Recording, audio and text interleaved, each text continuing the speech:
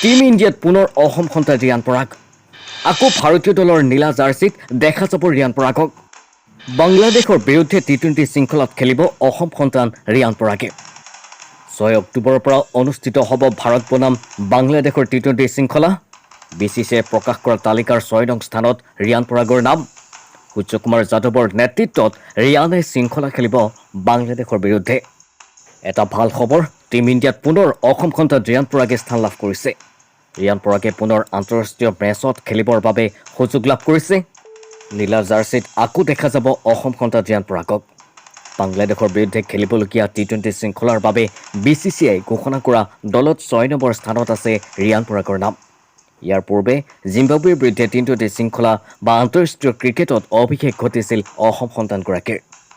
ৰিয়ান পৰাগে দ্বিতীয়বাৰৰ বাবে টিম ইণ্ডিয়াত স্থান লাভ কৰিবলৈ সক্ষম হৈছে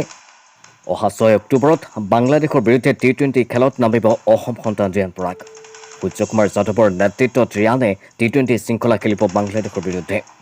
টি20 শৃংখলাৰ বাবে নিৰ্বাচিত খেলুৱৈসকল হৈছে সূৰ্যকুমাৰ যাদৱ অভিষেক শৰ্মা সঞ্জু চেমছন ৰিংকু সিং হাৰ্দিক পাণ্ডিয়া ৰিয়ান পৰাগ নীতিশ কুমাৰ ৰেড্ডী শিৱম ডুবে ৱাশ্বিংটন সুন্দৰ ৰবি বিষ্ণই বৰুণ চক্ৰৱৰ্তী